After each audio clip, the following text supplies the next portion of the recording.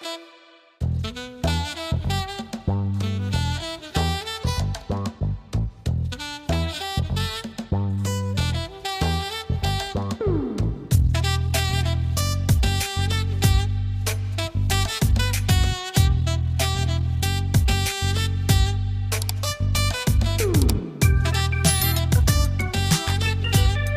நாமம் மகிமைப்படுவதாக. இன்றைக்கு நம்ம செய்திக்காக ஏசாயாவின் தீர்க்கதரிசி புஸ்தகம் 52ஆம் அதிகாரம் அதில் 1ஆம் வசனத்தையும் 2ஆம் வசனத்தை வாசிங்க. ஏசாயா, எழும்பு எழும்பு சீயோனே, எழும்பு எழும்பு சீயோனே, உன் வல்லமை தரித்துக்கொள், உன் வல்லமையை தரித்துக்கொள், பரிசுத்த நகரமாகிய எருசலேமே, உன் அலங்கார வஸ்திரங்களை உன் அலங்கார வஸ்திரத்தை உடுத்திக்கொள், விருத்த சேதனம் இல்லாதவனும் அசுத்தனும் இனி உன்னிடத்தில் வருவது இல்லை. தூசியை உதறிவிட்டு எழுந்திரு, எருசலேமில் வீற்றிரு, சிறைப்பட்டு போன சீயோன் குமாரத்தியே, உன் கழுத்தில் உள்ள கட்டுகளை அவிழ்த்து விடு. தேவன் தாமே இந்த வார்த்தையோடு பேசுவதற்காக எல்லாரும் கண்களை மூடினவர்களாக கத்திரங்களோடு பேசும் என்று சொல்லி அப்படியே சோத்திரம் பண்ணுங்க. சோத்திரம் ஆண்டவரே, சோத்திரம். இந்த நாளிலும் எங்களோடு கர்த்தர் ஏசாயாவினுடைய 52:1-2 படி பேசுகிற அடியானுக்கும் கேட்கிற யாவருக்கும் பிரயோஜனம் உண்டாகும்படியாக கர்த்தர் நீர் பேசுவதற்காக நன்றி செலுத்துகிறோம். இயேசு கிறிஸ்துவின் நாமத்தில் ஜெபிக்கிறோம் நல்ல பிதாவே, ஆமென். அல்லேலூயா. இந்த பிரசங்கத்துடைய தலைப்பு உதறிவிடு தூசியை என்ற தலைப்பில் கர்த்தருடைய வார்த்தைகளை நாம் கேட்க போகிறோம். 5 தீர்க்கதரிசியில் பெரிய தீர்க்கதரிசி ஏசாயா தீர்க்கதரிசி என்பது நமக்கு நன்றாக தெரியும். அவனுடைய காலங்களில் ஏசாயா தீர்க்கதரிசியின் மூலமாக பழைய ஏற்பாட்டு இஸ்ரவேல் ஜனங்களுக்கு சொல்லப்பட்ட வார்த்தை தான் இந்த வார்த்தை. அது ஒரு காலத்தில் அவங்க தேவனுக்கு பரிசுத்தமாக இருந்தாங்க, தேவனுக்கு பிரியமாக இருந்தாங்க, செம்மையாய் வாழ்ந்தார்கள், கீழ்ப்படிந்தார்கள். அதனால் தேவனுடைய அன்பை ருசித்து பார்த்தவர்கள், தேவனால் போஷிக்கப்பட்டவர்கள், மன்னாவினால் போஷிக்கப்பட்டவர்கள், கண்மலையினாலே தாகம் தீர்க்கப்பட்டவர்கள், மேக சம்பத்தினாலும் அக்னி சம்பத்தினாலும் வழிநடத்தப்பட்டவர்கள் தான் இவர்கள். ஆனால் இவங்க வாழ்க்கையில் நீங்கள் பார்த்தீங்கன்னா இப்போ அந்த நிலைமை இல்லை. அதனால் ஏசாயா தீர்க்கதரிசியின் புத்தகமாக நீ எழும்பி உன் தூசியை உதறிவிடு. உரலை துணலையா, நீ என்ன செய்ய? நீ இப்போ உன்னுடைய ஜீவியம் இப்போ செம்மையாக இல்லை, பரிசுத்தமாக இல்லை. நீ என்ன செய்யணும்னா எழுந்து அப்படிப்பட்ட தூசிகளை எழுந்து அதை உதறி எழுந்திரு என்று ஏசாயாவின் தீர்க்கதரிசியின் மூலமாக கர்த்தர் பேசுகிறார். புதிய ஏற்பாட்டு இஸ்ரவேலராகிய நமக்கும் இந்த வார்த்தைகள் இன்றைக்கு பேசப்படுகிறது. காலத்தின் கடைசி ஆண்டுடைய வருகையினுடைய சமீபமாக எல்லா அடையாளங்களும் தோன்றினாலும் எப்பொழுது ஆண்டுடைய வருகை வரும் என்று நினையாத நேரத்தில் வருகிற வேலையாக இருப்பதனால் மரியாதை இருப்பதனால கடைசி நாட்களிலும் ஒரு காலத்தில் தேவனுக்கு நம்ம ஆவியில் நிறைவுள்ளவர்களாக, சாட்சியின் வாழ்க்கை உள்ளவர்களாக, தேவனுக்கு உண்மை உள்ளவளாக, சங்கீதத்தில் தியானித்தவனமாக செம்மையான இருதயம் உள்ளவளாக, பரிசுத்த சிந்தை உடையவளாக, தேவன் எது செய்தாலும் அது சித்தத்தை நிறைவேற்றுவளாக, நல்ல இருதயத்தோடு கூட நம்ம இருந்தாலும் இன்றைக்கு நம்மை சூழ்ந்து பல தூசிகள் நம்முடைய ஆவிக்குரிய வாழ்க்கையில் இருப்பதனால அதை உதறிட்டு நீ என்ன செய்ய? எழும்புங்கிறார். ஒரு அலே துணலையா, சத்தமாக துணலையா. இந்த பகுதியில் 2 வசனத்தில் அநேக காரியங்களையும் கர்த்தர் சொல்வதை நாம் பார்க்கிறோம். பொதுவாகவே இந்த தூசி எங்கிருந்து வருது அப்படின்னா பூமியினுடைய மண்ணிலிருந்து தான் வரும். ஆக இதை எதை காட்டுகிறதுனா மண்ணின் சுபாவம், லௌகீக சொல்லலாம், இச்சை, உலக காரியங்கள், உலக காரியத்தின் மூலமாக வருகிற பல தூசிகள் நம்மை சூழ்ந்து படர்ந்து இருப்பதனால நம்ம அறியாமையிலே அந்த தூசி நம்மை மூடி மறைத்து இருப்பதனால அதை உதறி தள்ளிட்டு நீ எழும்புங்கிறார். ஒரு அலைய சொல்லலே லூயா. ஆனால் அதை உதற தள்ளுவதற்கு முன்பாக ஆண்டவர் என்ன சொல்கிறாருன்னா, அது 52 முதல்ல எழும்பு எழும்பு சீயோனே. ஒரு அலைய சொல்லலே லூயா. சீயோன் யார்? சபையர் தான். எருசலேம் யார்? ஆலயம். எருசலேம் குமார்த்திகளானாலும் சீயோன் ஆனாலும் அது பரலோகத்தை குறித்தாகிலும் சபை குறித்தாக இருந்தாலும் கூட நம்ம தான் எழும்புங்கிறார். உங்களை பார்த்து என்னை பார்த்து கேட்கிற தேவ பிள்ளைகளை பார்த்து நீ எழும்பு. எப்படி எழும்புன்னா, நீ தூசியை உதறிட்டு எழும்பு. அல்ல சொல்லுங்களே அல்லையா. பைபிளில் நீங்கள் பார்த்தீங்கன்னா எபிஎஸ்ஆர் வாசிக்க வேண்டாம் 5:14 சொல்கிறாரு, தூங்குகிற நீ என்ன செய்ய, மரித்தோரை விட்டு என்ன செய்ய, எழும்புங்கிறார். எழும்பணுமா? அது ஒரு தூசித்தான்.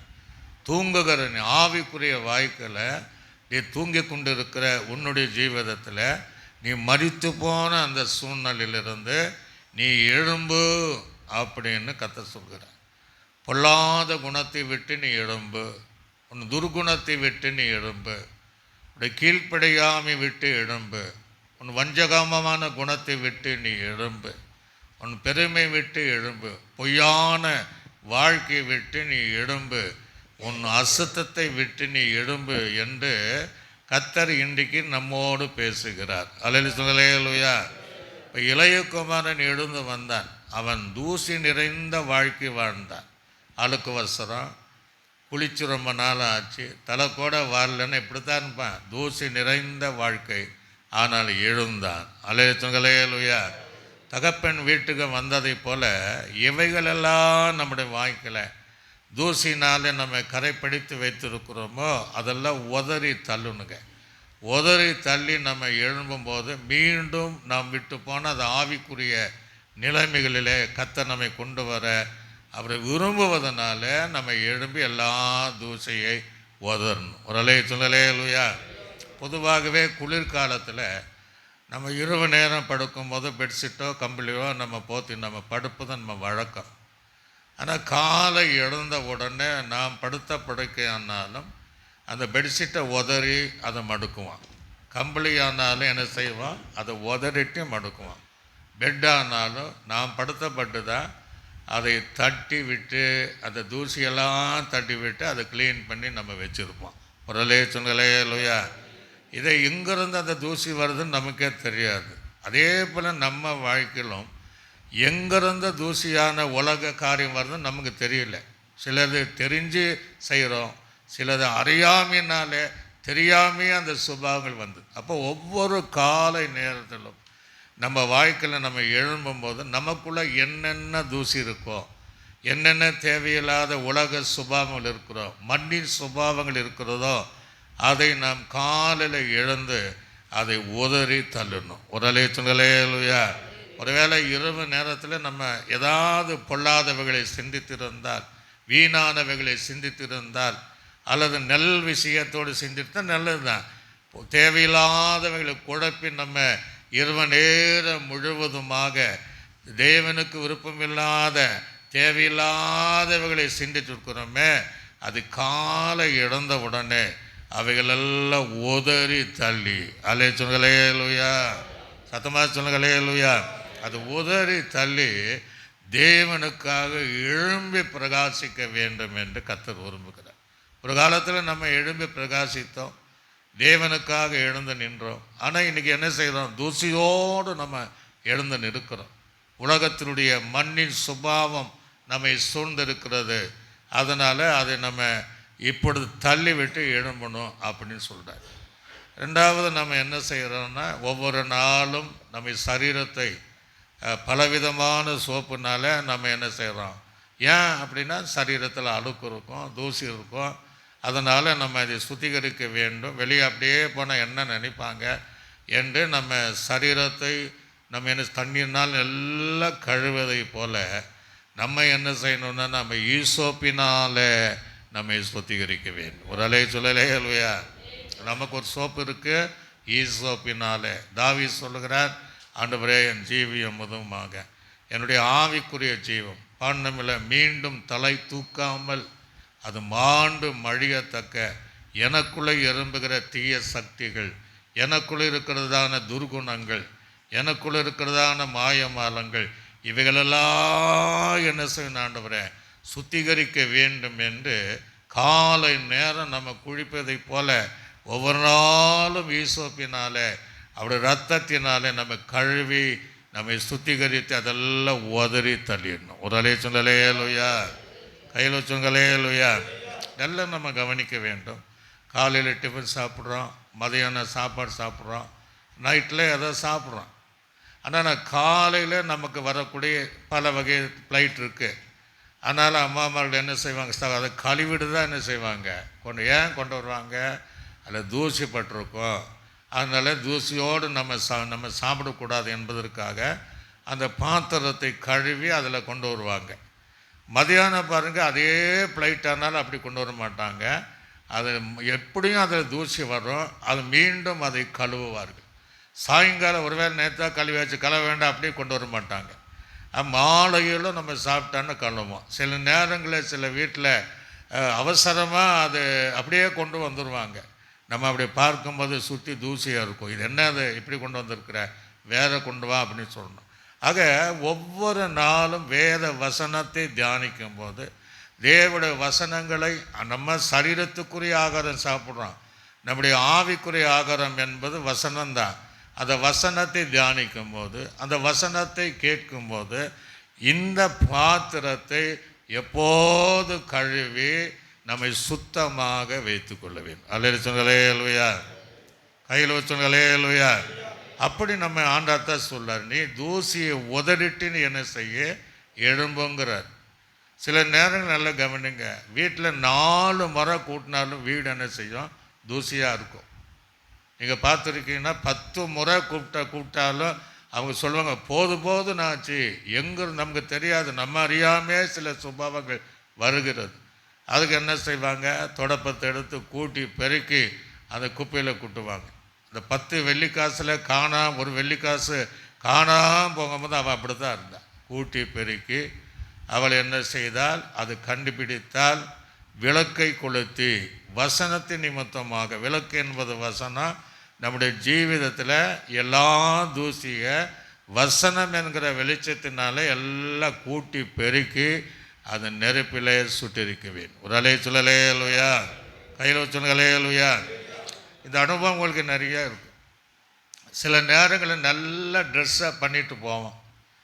சிலர் ஒயிட் போடுவாங்க, சிலர் கலர் ட்ரெஸ் போடுவாங்க. இந்த கலர் ட்ரெஸ்ஸில் இந்த தூசி இருந்தால் கண்டுபிடிக்க முடியாது, அது தெரியவும் தெரியாது.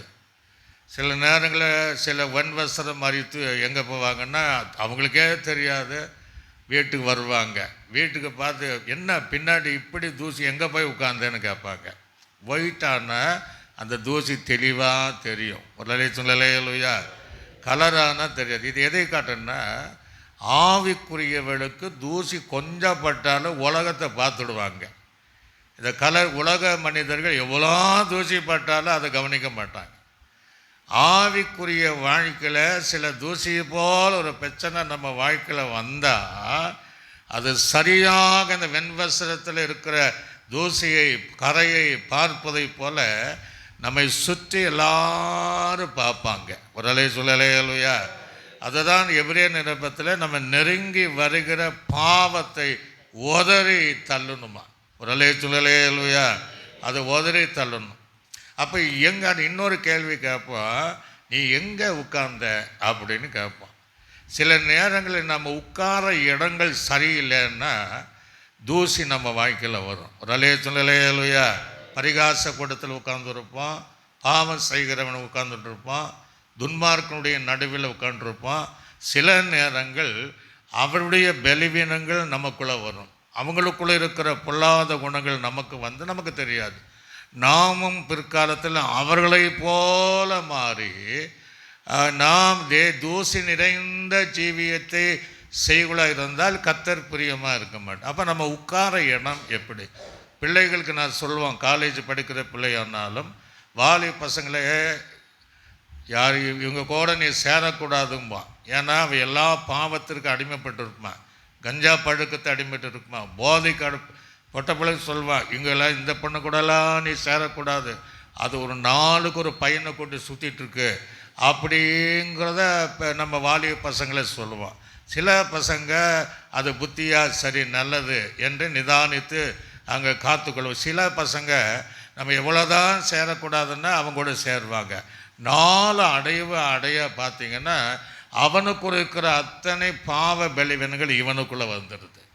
பெண்களுக்கு அப்படி தான் அதே சும்மா அவங்களுக்கு வந்துக்கிறது. ஆகவே நாம் யாரோடு சேருகிறோம், எந்த இடத்துல உட்காருகிறோம் என்பதை நாம் சிந்தித்து தேவனுக்கு பிரியமான இடத்துல தேவனுக்கு பிரியமானுடைய கூட சேர்ந்து நடப்போம் என்றால் தூசி இல்லாத வாழ்க்கை வாழப்படும். அல்லே சொல்லலையா?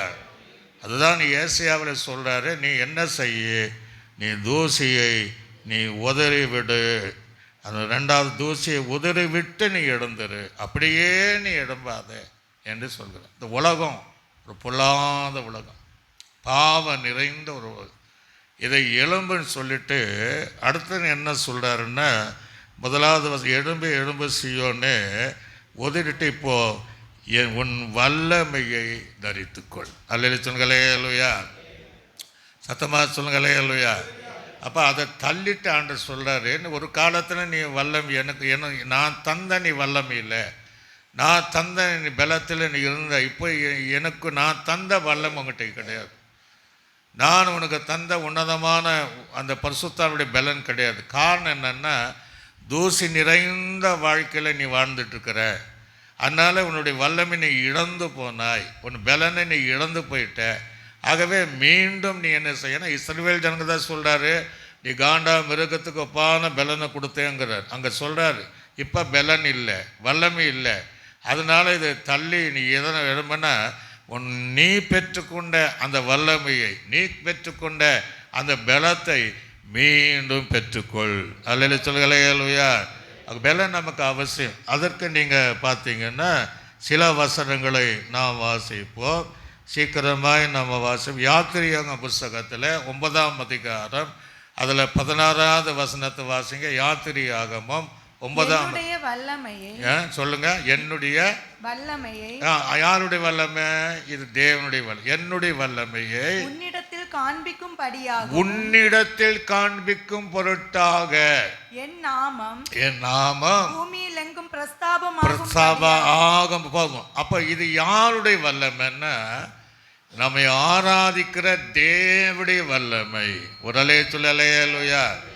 இந்த வல்லமையை உன்னிடத்தில் விளங்கணுங்கிறார். ஒரு காலத்தில் விளங்கிச்சு, தேவ பலன் இருந்துச்சு, இஸ்ரவேல் ஜனங்களுக்குள்ள அந்த பலன் இருந்துச்சு.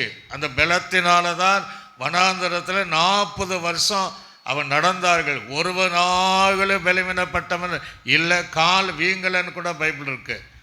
ஆனால் அவர்கள் அந்த தேவனுடைய வல்லமை இழந்து போனார்கள், கானானுக்குள்ளே பிரவேசிக்க முடியல.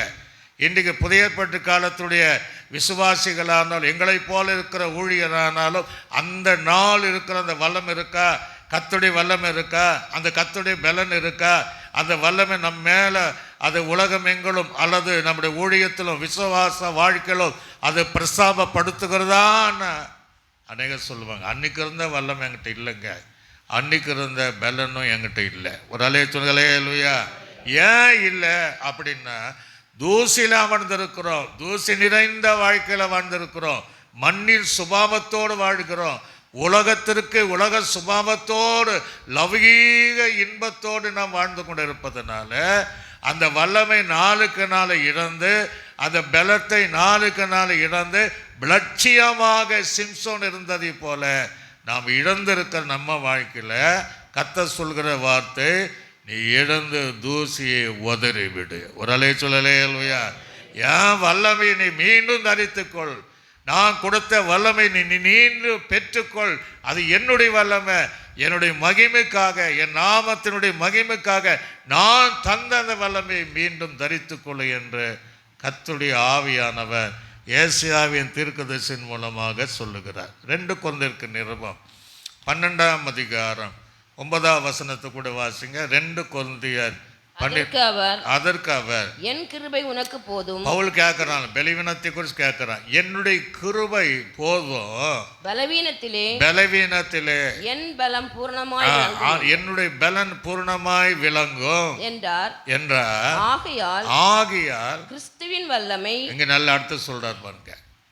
ஆகையால் இப்ப என்னுடைய பலவீனத்துல கிறிஸ்துவனுடைய வல்லமை என்மேல் தங்கும்படி, ஒரு அலை சொல்லுங்களேலூயா. ஆண்டவர் சொன்ன கிறிஸ்துவின் வல்லமை என் மேல தங்கும்படி, என் பலவீனங்களை குறித்து நான் மிகவும் சந்தோஷமாய் மேன்மை பாராட்டுவேன். ஒரு அலை சொல்லலையா. பவுலுக்கு விருப்பம் அவருடைய வல்லமை எனக்குள்ள தங்க வேண்டும். அந்த வல்லமை தங்கிட்டன என்னுடைய பலவீனங்களை மாத்திரம் அந்த கிறிஸ்துவையே பாராட்டத்தக்க அந்த வல்லமையை நான் பெற்றுக்கொள்ளும்படி, அந்த பலத்தை பெற்றுக்கொள்ளும்படி, என் பலவீனங்களை முற்றிலும் மாறக்கூடிய அந்த வல்லமையை நான் பெற்றுக்கொள்ளும்படியாக கிறிஸ்துவின் வல்லமை எனக்குள் இருப்பதனால நான் இதை குறித்து நான் பயப்படலை, நான் அதை குறித்து சந்தோஷப்படுறேன். ஒரு அலை சொல்லலையா. அதை குறித்து மேம்படும். ஒரு காலம் நமக்குள்ளே இருந்துச்சு. சிலர் சொல்லுவாங்க, எவ்வளோ வல்லமையாக அவங்க ஜெபம் பண்ணுவாங்க, நாங்கள் எவ்வளோ வல்லமையாக ஜெபம் பண்ணுவோம். இன்றைக்கி அப்படி இருக்கான இல்லை. காரணம், நம்ம அறியாமல், ஒருவேளை அறிந்து பல தூசிகள் நிறைந்த ஜீவியத்தில் வாழ்கிறோம். அதை எழும்பி உதறி தள்ளிட்டு அவருடைய வல்லமையை தரித்து கொள்ள வேண்டும். அல்ல சொல்லுங்களேயா. இன்றைக்கு கிறிஸ்துவின் வல்லமை நமக்குள்ளாக வெளிப்பட நம்ம வாஞ்சிக்கணும். அது எப்பேற்பட்ட பலவீனர்களை மாற்றக்கூடிய, நம்மை பலவானாய் மாற்றக்கூடிய, நம்மை பலத்தோடு நிற்கக்கூடிய, அந்த வல்லமை குறையாதபடி தேவ வருகை வரையும் அந்த வல்லமை மேல வல்லமை அடையத்தக்க அந்த வல்லமையை ஒரு வஸ்திரத்தை போல தரித்து கொள்ள வேண்டும். அல்ல சொல்லுங்களேயா. அதான் அங்கே சொல்றார். கொலேசருக்கு நிருபம் வாசிக்கும் போது 1ஆம் அதிகாரம் 29வது வசனத்தை வாசிங்க. கொலேசருக்கு நிருபம் 1ஆம். அதற்கு அவர் நான் எனக்குள்ளே வல்லமையாய், நான் எனக்குள்ளே வல்லமையாய் கிரியை நடப்பிக்கிற, எந்த வல்லமை? எனக்குள்ளே அந்த கிரியை நடப்பிக்கிற அவருடைய பலத்தின்படி போராட பிரயாசப்படுகிறேன். உடலே சொல்லலையா. அவர் எனக்குள்ளே ஒரு வல்லமை, அவர் தந்த பலத்தினாலே நான் தேவனுக்காக போராடுவதற்காக பிரயாசப்படுகிறேன். எனக்கு தேவ பிள்ளைகளுக்கு ஏன் போராட முடியல, ஏன் போராட்ட ஜீவன் செய்ய முடியல, போராடி ஏன் மேற்கொள்ள முடியலன்னா தேவ வல்லமை இல்லை. உடலே சொல்லலையா. தேவ பலன் நம்மக்கிட்ட இல்லை. ஆகவே இன்றைக்கு மீண்டும் அந்த பலத்தை பெற்றுக்கொள்ள முடியும் தேவன் விரும்புகிறார். நம்ம மேலே பிரியமாக இருப்பதனால, நம்ம மேலே அவர் ஒரு அன்பை வைத்ததனால், இல்லாட்டி பேச மாட்டார். என் மேலே பிரியமாக இருப்பதனால நீ அதெல்லாம் தள்ளிடு, உலக காரியத்தை தள்ளிடு, வீணானவைகளை தள்ளிடு, நெருக்கமாக இருக்கிற பாவத்தை சுமைகளை தள்ளிவிடு, நீ எனக்காக எழும்பி என் வல்லமையை தரித்துக்கொள். அல்லேலூயா. யூதாவின் புஸ்தகத்தில் கூட நீங்கள் வாசித்து பார்த்தீங்கன்னா 24வது வசனத்தை வாசிங்க. வழுவாதபடி உங்களை காக்கவும் தம்முடைய மகிமை உள்ள சன்னிதானத்தில் உங்களை நிற்கவும், மகிழ்ச்சியோட உங்களை மாசற்றவர்களாய் நிறுத்தவும், மாசில்லாதவர்களாய் நிற்கவும் வல்லமை உள்ளவரும் தாம் ஒருவரே. அந்த அவருடைய வல்லமையினால்தான் அவருக்கு முன்பாக மாசற்றவளாய் நிற்பதற்கு அந்த வல்லமையை நாம் தரித்து கொள்ள வேண்டும். அல்ல சொல்லுங்களேயா. அது ராஜாவுடைய வல்லமை, அது தேவனுடைய வல்லமை. சங்கீதக்காரர் சொல்லுகிறார், வல்லமை என் தேவனுடையது, கர்த்தருடையது. பவுல் சொல்லும்போது கடைசியாக சகோதரர், நீ கர்த்தருடைய வல்லமையில் சத்துவத்தில் நீங்கள் என்ன செய்யுங்க, பலப்படுங்கள் என்கிறார். இன்றைக்கு நம்ம பலப்படுகிற நேரம், அந்த வல்லமையை புதுப்பிக்கிற நேரம், அந்த வல்லமையை பெற்றுக்கொள்கிற நேரம். இதே போல தான் சிம்சோன் தன்னுடைய ஜீவிதத்தில் வல்லமையோடு இருந்தார், வல்லமையான காரியங்களை செய்தார். பெலிஸ்தர் அவனை கண்டா பயப்படுவாங்க. 300 நரியை பிடிப்பதற்கு சாதாரண காரியம் கிடையாது. ஏன்னா நரி என்றாலே தந்திரமானது தான். அது ரெண்டு ரெண்டாக வாழை கட்டி தீபந்தம் பெலிஸ்தருடைய வெள்ளாமை அழிக்கத்தக்க பலன் அவனுக்குள்ளே இருந்துச்சு. சாதாரண கழுதை தாடையினால 1000 பேரை கொல்லக்கூடிய பலன் அவனுக்குள்ளே இருந்துச்சு. நிலவுகளை கதவுகளை அப்படியே படிங்க எபுரோன் மலைக்கு சுமந்து செல்லக்கூடிய பலன் இருந்துச்சு. எத்தனையோ முறை ஆணினாலும் அவன் ஜடையை சுவரோடு ஆணி அடைத்தாலும் அதை பிடிங்கி சாதாரண மனிதனை போகக்கூடிய பலன் அவனுக்குள்ளே இருந்துச்சு, வல்லமை இருந்துச்சு. ஆனால் இப்போ அவங்ககிட்ட வல்லமை இல்லை. அல்ல சொல்லுங்களேலுயா, சத்தமாக சொல்லுங்களேலுயா. ஏன் இல்லை? பெதிசையை இழந்தான். நம்ம வாழ்க்கையில் ஏன் வல்லமை இழந்துட்டோம்? ஏன் தூசி நிறைந்த வாழ்க்கைன்னா ஆரம்பத்தில் இருந்த அந்த பெதிசை ஜீவியம் அர்ப்பணிப்பு நம்மகிட்ட கிடையாது. 7 ஜடை என்பது பூர்ணத்தை காண்பிக்கிறது. 7 ஜடை என்பது அவன் இருக்கிற வரை தான் அது பெதிஸ்ட ஜீவியம் என்று அவனுக்கு சிறைக்கப்பட்டதோ அவனுடைய பெதிஸ்ட போயிடுச்சு பாருங்க. அதோடு சாதாரண மனிதனை போல பெலிஸ்தருடைய 2 தூண்களில் கட்டப்பட்டு அவளுக்கு வேடிக்கை பொருளாக கண்கள் பிடுங்கப்பட்டு 2 விலங்கினால் கட்டப்பட்டு அவனை வேடிக்கை காட்டாக ஒரு பொருளாக மாற்றின. காரணம் என்ன? அந்த பெதிசையை இழந்தான். அல்லே சொல்லுங்களேலுயா. அதனால் ஆகிலும் கத்திடத்தில் கேட்டான்.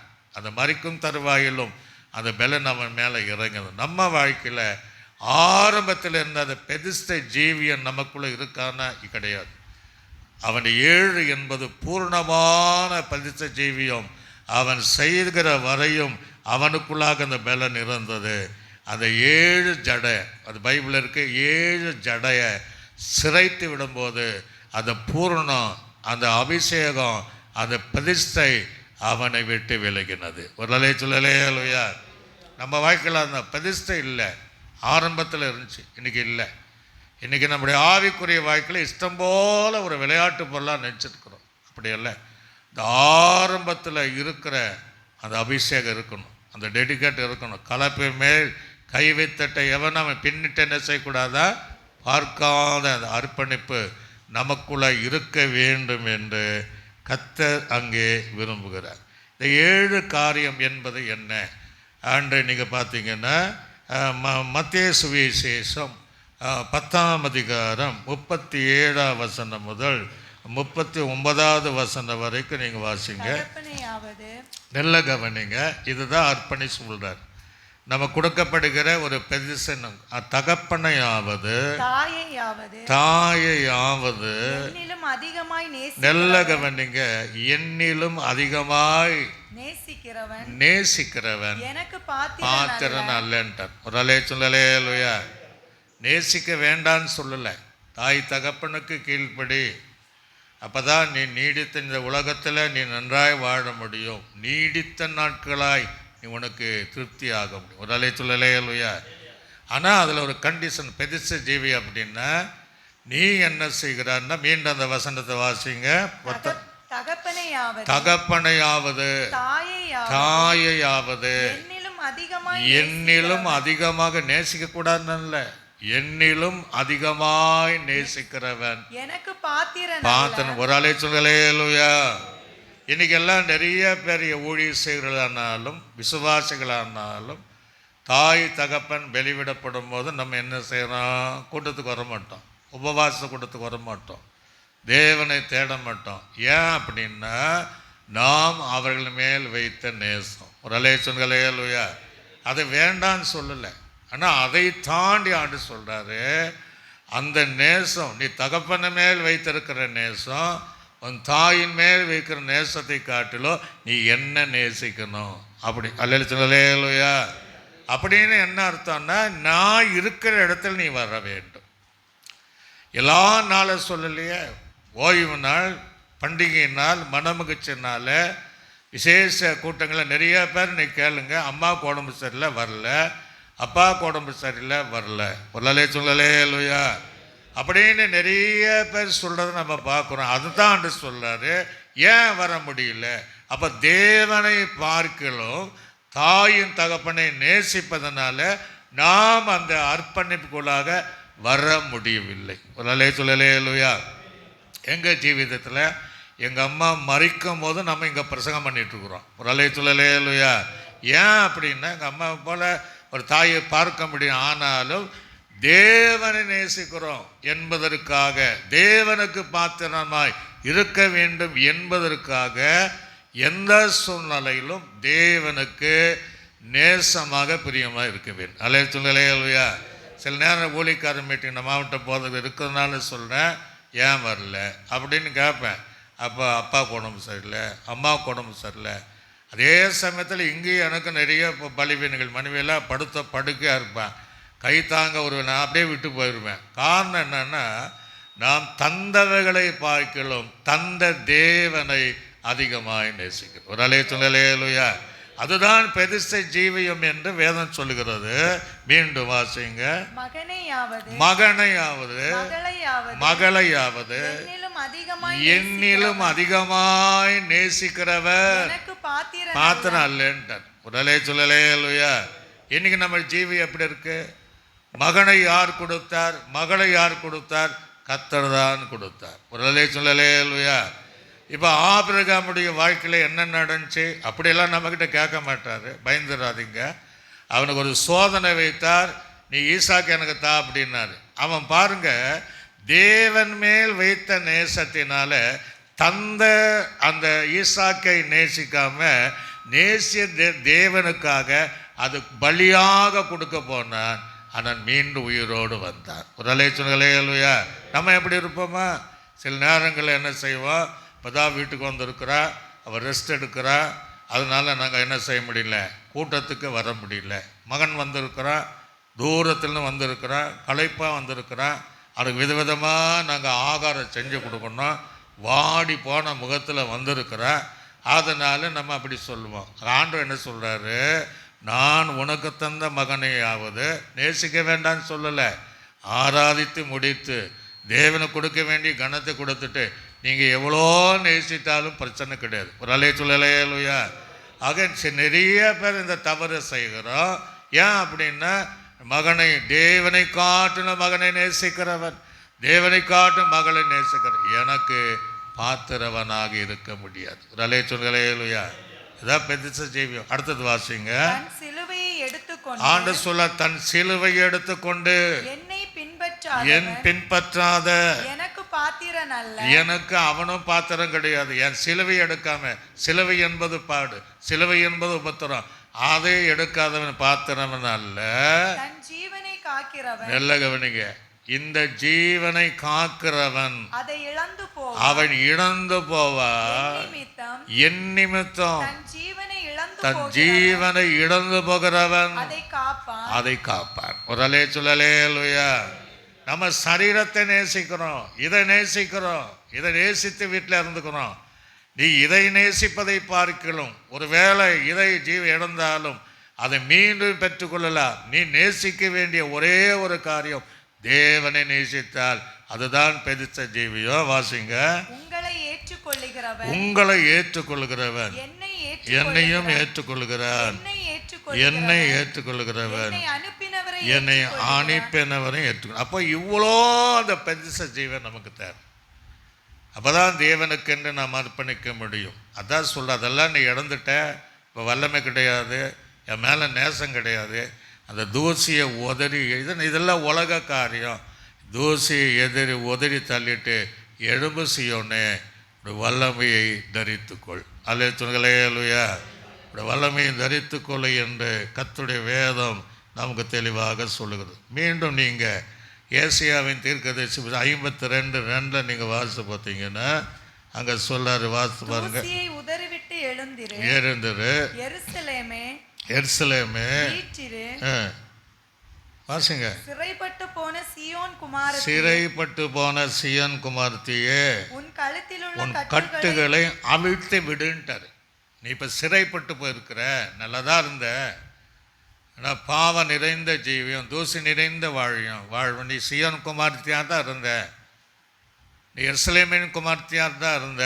இப்போ சிறை பையனா, இப்போ நீ கழுத்தில் ஒரு கட்டு இருக்குது. ஒரு அல்லேலூயா. அந்த கழுத்தில் இருக்கிற நுகத்தை, அந்த கட்டையை ஆண்டு சொன்னா அதை அறுப்பேன், அந்த கட்டை அவிப்பேன்னு சொல்லலை, நீயே அந்த கட்டை அவிழ்த்து விடு. ஒரு அல்லேலூயா. அந்த காலத்தில் என்ன செய்வாங்களன்னா, அடிமையாய் ஒருவனை கொண்டு போனால் அவன் கழுத்தில் பல சங்கிலினால் கட்டப்பட்டு அந்த மறுமணியில் அவனை எடுத்துகிட்டே போவாங்கண்ணா. அப்படி என்ன அர்த்தம்? அவனை கட்டிட்டான்னா இவங்க எதை செய்கிறாங்களோ, எங்கே கூட்டு போகிறாங்களோ, எந்த இடத்துக்கு கூட்டு போகிறாங்களோ அவன் அதன்படி செய்கிறவனாக இருப்பான். ஒரு தேசத்தில் ஒரு ராஜா போய் ஜெயம் எடுத்துட்டான்னா அந்த தோல்வி உற்றவர்களை என்ன செய்வாங்கன்னா, கழுத்தில் சங்கிலி கட்டிட்டு நீளமாக சங்கிலி கட்டி அப்படியே எடுத்துகிட்டு வருவாங்களா. இனி அவன் சுயமாக ஒன்றும் பண்ண முடியாது, அவன் சுதந்திரமாக வாழ முடியாது, அவன் பரிசுத்தமாக வாழணுன்னாலும் முடியாது, தேவனுக்கு கனி கொடுக்கணுன்னாலும் முடியாது, தேவனுக்கு கீழ்ப்படியணுன்னா முடியாது, ஜெபம் பண்ணணுன்னா முடியாது, ஆராதிக்கவும் முடியாது. காரணம் என்ன? உலகம் நம்ம இதே போல் கழுத்தில் சங்கிலி போட்டு கட்டி அது உலக போகிற போக்கில் நம்ம இழுத்து கொண்டு போவதனால நம்மால் விடுதலையோடு ஆராதிக்க முடியல, விடுதலோடு தேவனுடைய வார்த்தையை கேட்க முடியல, விடுதலையோடு அந்த நாளை போல் தேவனுடைய சமூகத்தில் நம்ம துதிக்க முடியல, விடுதலையோடு நம்ம பாட முடியல, எல்லா விஷயங்களை சிந்திக்க முடியலன்னா நம்ம கழுத்தின் இருக்கிற கட்டுகளை கத்த சொல்கிறார், நீயே அதை அவிழ்த்து விடு. அல்ல சொல்லுங்களே அல்லையா, சத்தமாக சொல்லுங்களே அல்லையா. இது ஒரு அடிமைத்தன வாழ்க்கை. இஸ்ரவேல் ஜனங்க எகிப்தில் அடிமை இருந்தாங்க இல்லையா, அவங்க என்ன சொல்கிறாங்களோ அதான் செய். இத்தனை கல்லை சுடணும்ப்பா, சுட்ட ஆகணும். இனி உனக்கு நாங்கள் வைக்கோல் தரமாட்டோம், தாளடிகளை வரைக்கும் நீங்களும் அந்த வேலை செய்யுங்க, அதையும் செஞ்சு ஆகணும். இதுதான் அடிமைத்தனம். நம்ம மேலே ஒரு நுகம், கழுத்தில் நுகம், எந்த பக்கம் ஆண்டவருக்காக திரும்ப முடியாத ஒரு நுகம் நமக்கு இருப்பதினால அந்த நுகத்தை நம்ம முறிக்கணும். ஒரு அலையா. அப்போ நம்ம தான் சொன்ன, ஆண்டவரே உன் பக்கம் என்னால் திரும்ப முடியல, நான் நினைக்கிறேன் முடியல, நான் உண்மை உள்ளவனாக இருக்கணும் விரும்புகிறேன் முடியல, பரிசுத்தமாக வாழணும்னு நான் நினைக்கிறேன் முடியல, ஏதோ ஒரு கட்டு என்னை மீண்டும் உலகத்திற்குள்ளாக அடிமைப்பட்டு கிடக்கிறது.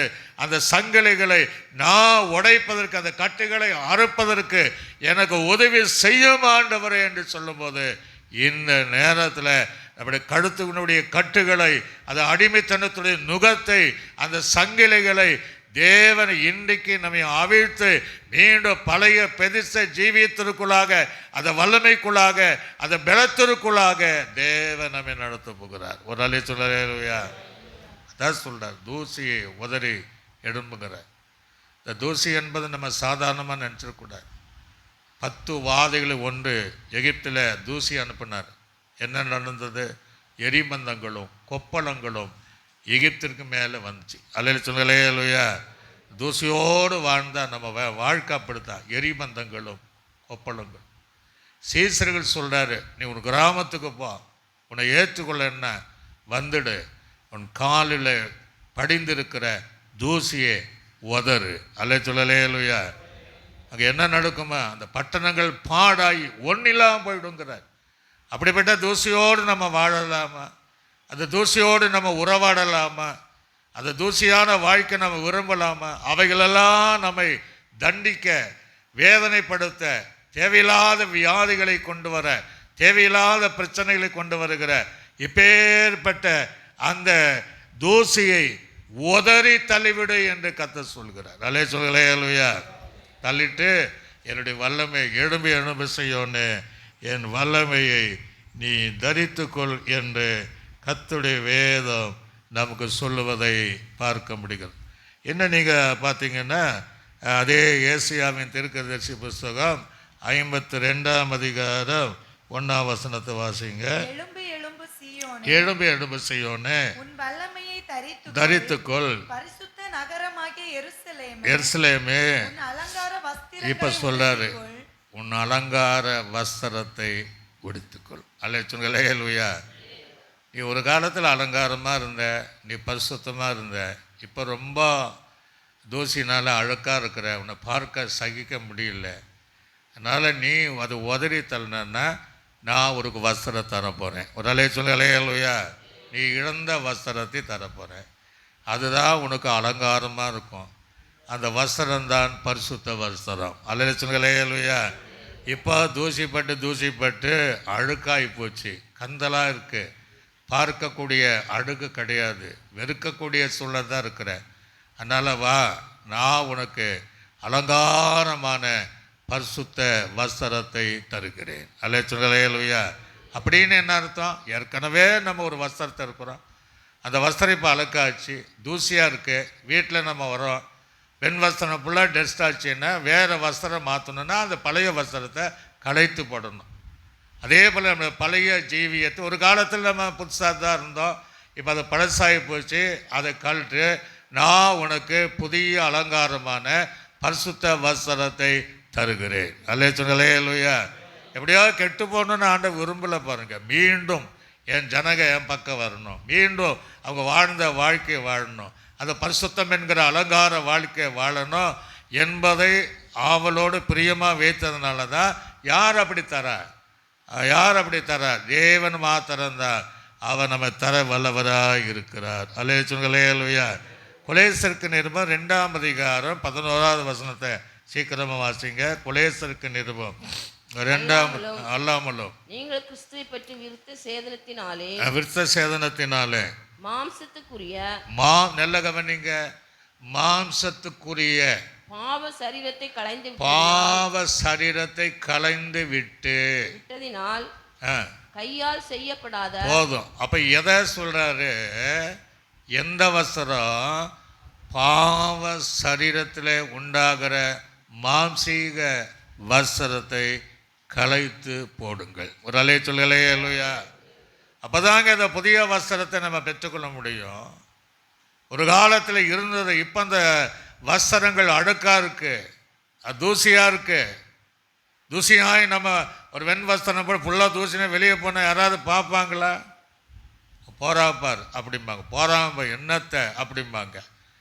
ஒரு தூசி இல்லாத வெண் வஸ்திரம் எவ்வளோ அழகாக இருக்குது, இந்த வஸ்திரம் இவ்வளோ அழகாக அங்கே முகம் இருக்குன்னு பார்ப்பாங்க உலக ஜனங்கள். அதனால் நம்ம அந்த மாம்சீக பாவத்துக்குரிய பாவ சரீரத்துக்குரிய அந்த அழகான மாம்சத்தை நீங்கள் களைத்து போட்டு அல்லேலூயா. இப்போ இளையகுமாரன் வந்தான், அதே வஸ்திரத்தையே வைத்திருந்தான் இல்லையே, அந்த வஸ்திரத்தை ஆண்டவர் அந்த தகப்பன் கழட்டி வீசி எண்ணெய் பூசி குளிப்பாட்டி அவனுக்கு புதிய வஸ்திரத்தை கொடுத்தார். அல்லேலூயா. ஒருவன் எருசலேமில் இருந்த குற்றவாய் எரிகோக்கு பண்ண வாழ்க்கை என்ன? வஸ்திரத்தை உரிந்து விட்டார்கள், வஸ்திரத்தை அவனை காயங்களை ஏற்படுத்தினார்கள், குற்றுரையாய் அவனை அடித்து கடந்து போனான். நல்ல சமாரியன் இயேசு வந்து அவனுக்கு வஸ்திரத்தை கொடுத்தார். அல்லேலூயா. ஆண்டவர் சொல்லாரு, நான் வஸ்திரத்தை தரேன், நீ ஏன் பக்கம் வந்துட, தூசியை உதறு, வல்லமையை தரித்துக்கொள், அலங்காரமான வஸ்திரம் தருவேன், அது பரிசுத்தமான வஸ்திரத்தை நான் உனக்கு தருவேன் என்று கர்த்தர் சொல்வதை பார்க்கும். யூதாவின் புஸ்தகம் 1ஆம் அதிகாரம் 23வது வசனத்தை மாம்சத்தால் கரைப்பட்டிருக்கிற வஸ்திரத்தையும் வெறுத்து தள்ளுங்கிற ஒரு அல்லேலூயா. மாம்சத்தினால கரைப்பட்டிருக்கிற, தூசினால கரைப்பட்டிருக்கிற அந்த வஸ்திரத்தை வெறுத்து தள்ளுங்கள், நான் கொடுக்கிற புதிய வஸ்திரத்தை பெற்றுக்கொள்ளுங்கள். ஒரு அல்லேலூயா. அது மாம்சம் என்ற மாம்சத்தின் கிரிகள் யாவன 18 காரியம் சொல்றார். அவையெல்லாம் மாம்சத்துக்குரிய காரியங்களை நீங்கள் வெறுத்து தள்ளுங்கள். அந்த மாம்சத்துடைய கரைப்பட்டிருக்கிற அந்த வஸ்திரங்களை, ஜீவிதங்களை நீங்கள் களைத்து போட்டு நீங்கள் புதிய வஸ்திரத்தை தரித்து கொள்ளுங்கள். அல்லேலூயா.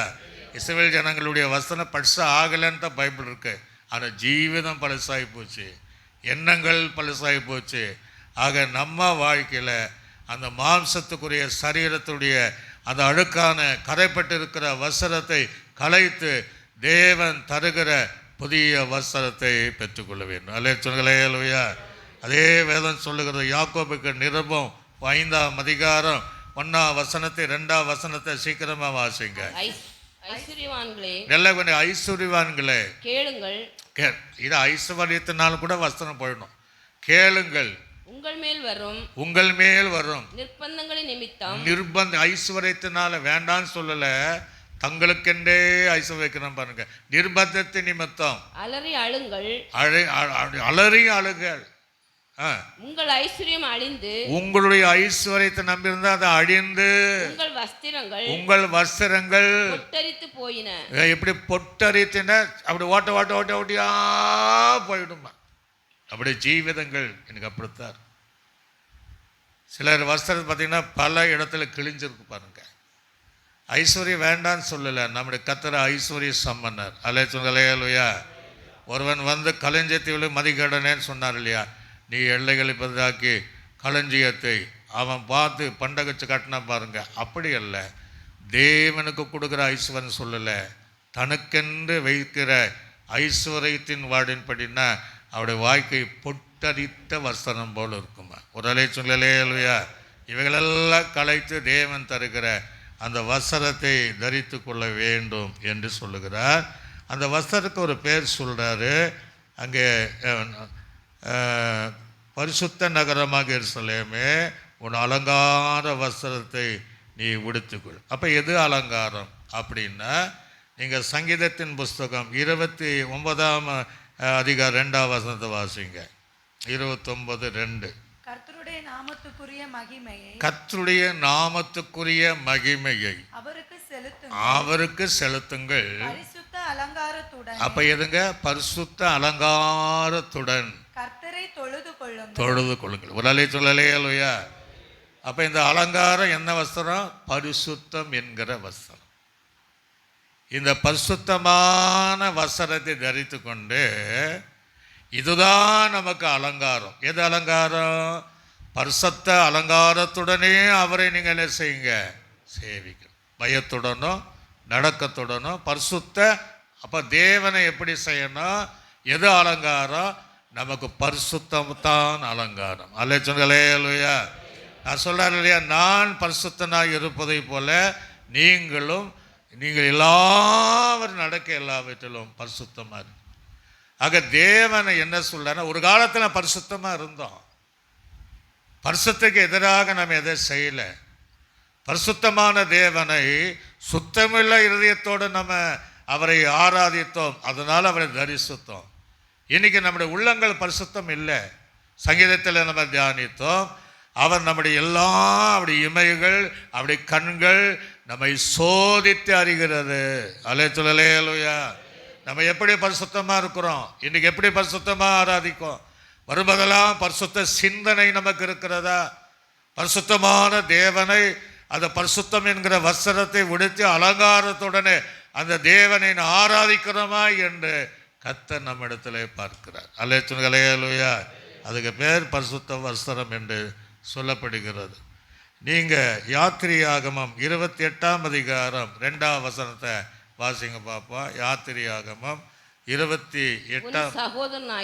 சகோதரனாகிய ஆரோனுக்கு மகிமையும் அலங்காரமுமாய். நல்ல கவனிங்க, எப்படி இருக்குமா? மகிமையும் அலங்காரமாய் இருக்கும் பொருட்டு பரிசுத்த வஸ்திரங்களை உண்டு பண்ணுவாயாக. ஒரு அலை சொன்னலேலுயா. அது எப்படி இருக்குமா? ஆரோனுக்கு மகிமையாக இருக்கும், அலங்காரமாக இருக்கும். அந்த பரிசுத்த வஸ்திரத்தை நீ உண்டு பண்ணுவாயாக. அதுக்கு பேரே பரிசுத்தம். ஆக நம்ம பரிசுத்தமாக இருக்கணும். பரிசுத்தமாக இருக்கிறவன் இன்னும் என்ன செய்யணும்? பரிசுத்தமாக இருக்கும். அப்போ நம்ம வாழ்க்கையில் இதெல்லாம் பரிசுத்தம் இல்லைன்னா ஏதோ ஒரு தூசி நம்ம வாழ்க்கையில் கரைப்பட்டு இருக்கு.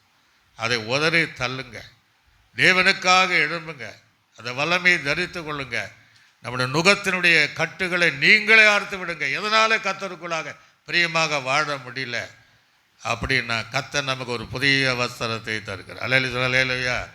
ஒரு பரிசுத்தமான ஜீவியத்தை, அந்த பரிசுத்த அலங்காரத்துடன் ஆராதிக்கிற அனுபவத்தை தேவன் நமக்கு தருகிறார்.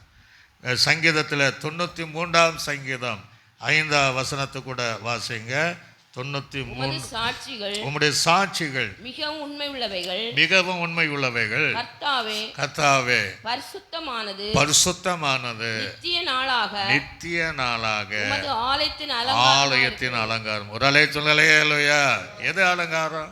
நித்திய நாளாக நமக்குள்ள இருக்கிற பரிசுத்தம் தான். பரிசுத்தனை எப்படி? வெளித்தோற்றம் மாத்திரமல்ல, இருதயத்திலும் பரிசுத்தமாக இருக்கணும். அல்ல சொல்லலையா? இல்லைன்னா வெள்ளடிக்கப்பட்ட கல்லறை அப்படின்னு விடுவார். அகமும் புறமும் தேவனுக்கு பரிசுத்தமாக இருக்க வேண்டும். அல்லேலூயா. அதுதான் நித்திய அலங்காரமாய் அந்த வஸ்திரத்தை ஒரு காலம் இருந்துச்சுங்க, இன்னைக்கு இல்லை. உலக வாழ்க்கை வாழ்ந்ததுனால அதெல்லாம் கரைப்பட்டு பரிசுத்தம் இல்லை, அது தீட்டுப்பட்டு இருக்கு, அருவருப்பாக இருக்கு.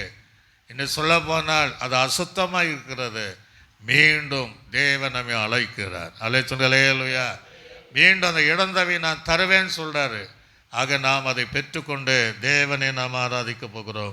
1 பேதுரு நிருபம் 3ஆம் அதிகாரம் 3ஆம் வசனத்தையும் அங்கே 4ஆம் வசனத்தையும் மயிரை பின்னி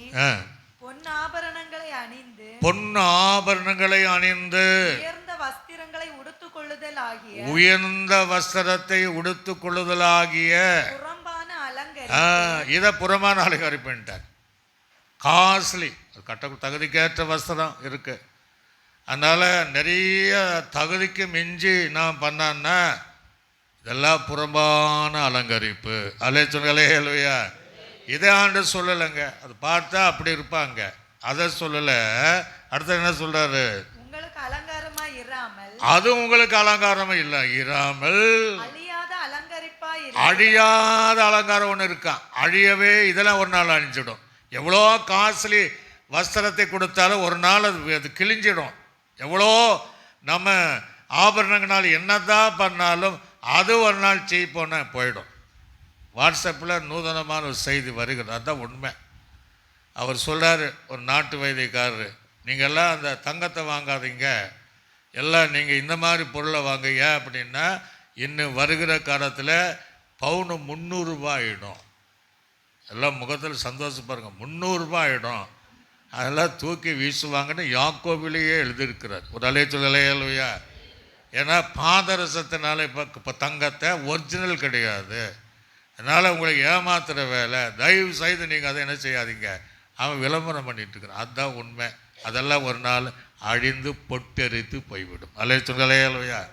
ஆனால் அழியாத அலங்காரமாக இருக்கிற சாந்தமும் அமைதியுமுள்ள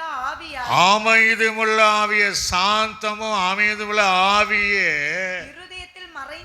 இருதயத்தில் மறைந்திருக்கிற அந்த குணமே உங்களுக்கு அலங்காரமா இருக்கும். ஒரு அல்லேலூயா. குணத்தை சொல்றாங்க, பரிசுத்தமான சாந்தம் அமைதியில் உள்ளத்தில் இருக்கிற மறைந்திருக்கிற அந்த குணமே, அந்த பரிசுத்தமான சிந்தனையே உங்களுக்கு அலங்காரமா இருக்கிறது. ஒரு காலம் இருந்துச்சுங்க, ஆனால் இன்னைக்கு இல்லை, இதெல்லாம் கரைப்பட்டு இருக்கு. அதை நாம் உதறி தள்ள வேண்டும். ஒரு அல்லேலூயா. கர்த்தருக்காக இடம் பண்ணுங்க. நிறைய காரியங்கள் இருக்குது. நம்ம வசனங்களை நீங்கள் வாசிச்சு பாருங்க. அதே 52:1 சீக்கிரமாக வாசிச்சு பாருங்க. 52:1 சீக்கிரமாக வாசிப்போம். 52:1 சீயோனே, உன் வல்லமை தரித்துக்கொள், பரிசுத்த நகரமாக எருசலேமே, அலங்கார வஸ்திரங்களை உடுத்திக்கொள், விருத்த சேதனம் இல்லாதவனும் அசுத்தனும் இனி உன்னிடத்தில் வருவது இல்லை. ஒரு அல்லேலூயா. இப்ப விருத்த சேதனம் இல்லாதவன் அப்படின்னா ரட்சிக்கப்படாதவன். ஒரு அல்லேலூயா. பழைய ஏற்பாடு காலங்களிலே விருத்த சேதனம் பண்ண மட்டும் தான் ரட்சிக்கப்பட்டான். புதிய காலத்தில் கையினால் அல்ல, அந்த விருத்தசேதனம் கிடையாது. அவனுடைய ரத்தத்தினால இருதயத்திலே விருத்த சேதனம் பண்ண வேண்டும். ஒரு அல்லேலூயா. ஆக நீ இதையும் இப்போ உங்ககிட்ட அவன்லாம் வந்திருக்கிறான், விருத்த சேதனம் இல்லாமல் குணப்படாதவன், மாம்சத்துக்குரியவன், உன்னை கெடுப்பதற்கனே கூட உட்காந்து பண்ணிட்டு இருக்கிறான். இனி அவைகள் அல்ல. அல்லேலூயா. சத்தமாக சொல்லுங்களேலூயா. இனி ரட்சிக்கப்படாதவன், மனம் திரும்பாதவன், மாம்சத்துக்குரியவன், உன்னுடைய ஜீவியத்தை அழிப்பதற்காக, ஒரு பரிசுத்தத்தை கொலைச்சல் பண்ணுவதற்காக, உன்னுடைய அலங்காரத்தை அவர்கள் மாற்றுவதற்காக இனி நீ பார்க்க மாட்டேன். ஒரு அல்லேலூயா.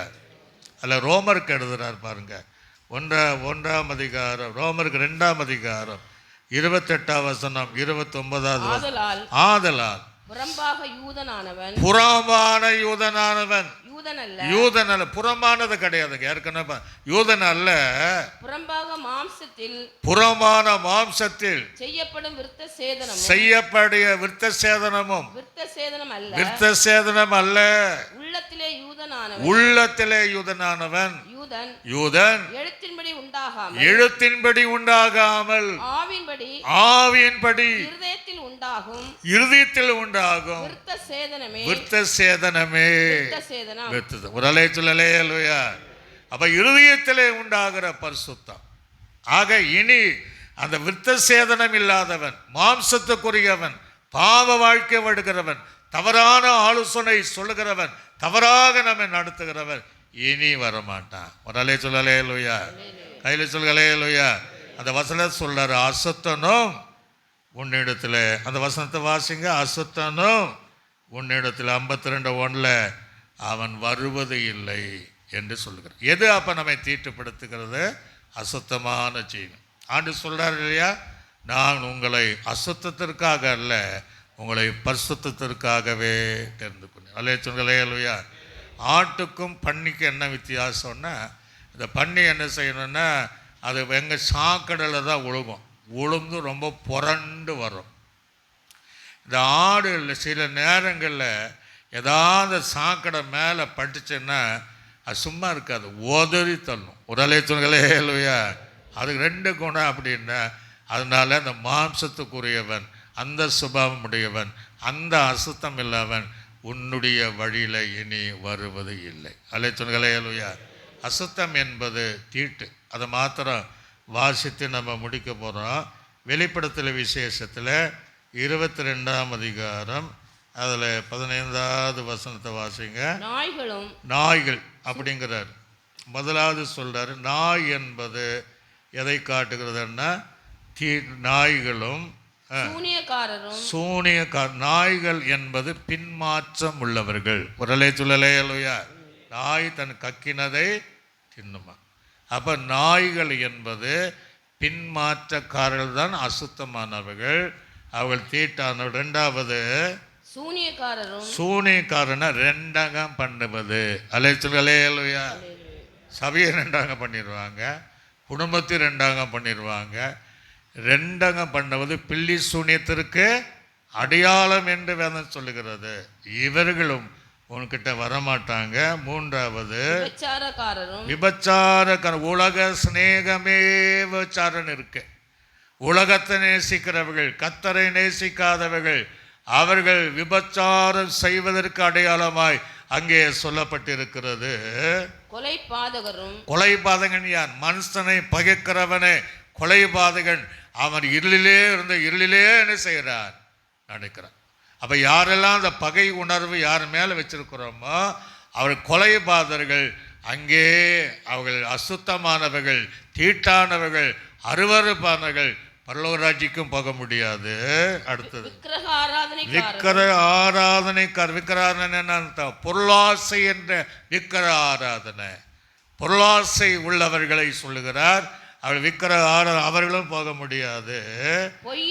பொய்யை விரும்பி அதன்படி செய்கிற யாவரும் புறம்பே இருப்பார்கள். பொய்யான ஜீவியங்க, பொய் சொல்லியே இருப்பாங்க. நம்பத்தக்க பொய் சொல்லுவாங்க, நம்பத்தக்க மாதிரி பேசுவாங்க. இவைகளெல்லாம் அந்த இடத்திற்கு வரமாட்டார்கள் என்று சொல்லுகிறார். அப்ப இப்படிப்பட்ட சுபாவம் உடையவர்கள் தான் நம்ம கிட்ட வராம தேவன் நடத்த போகிறார். அல்லே சொல்லுங்களேயா?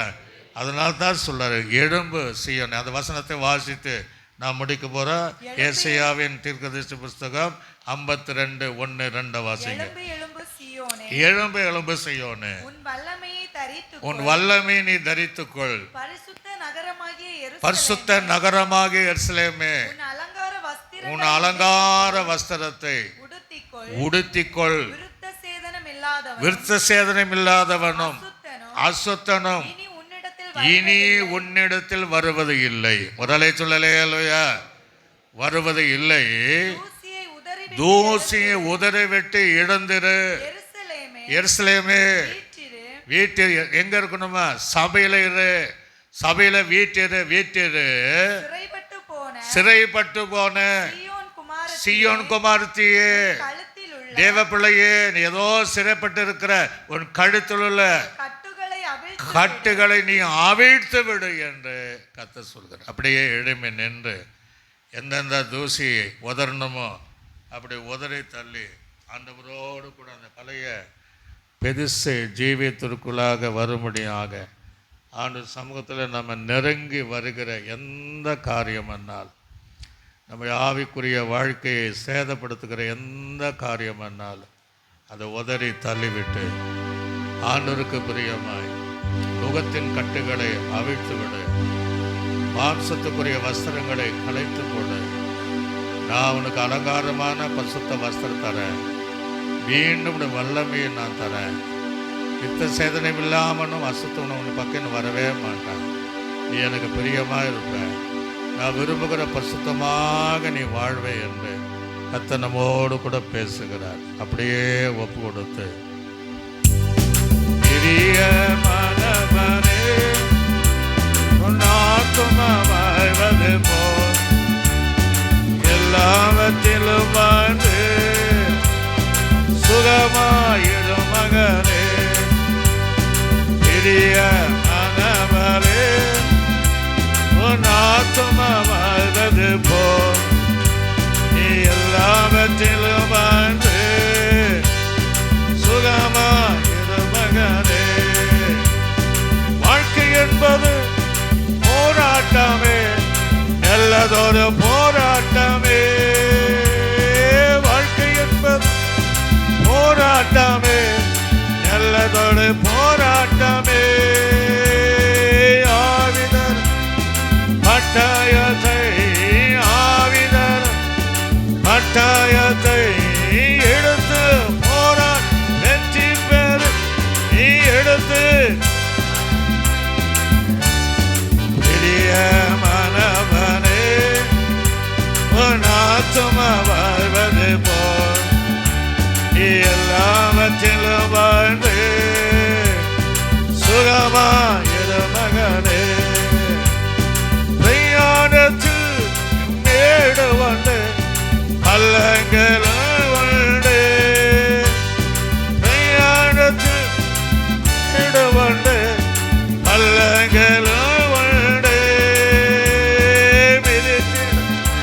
நீ தாண்டிடுவாய், நீ மிதித்திடுவாய், நீ தாண்டிடுவாய்.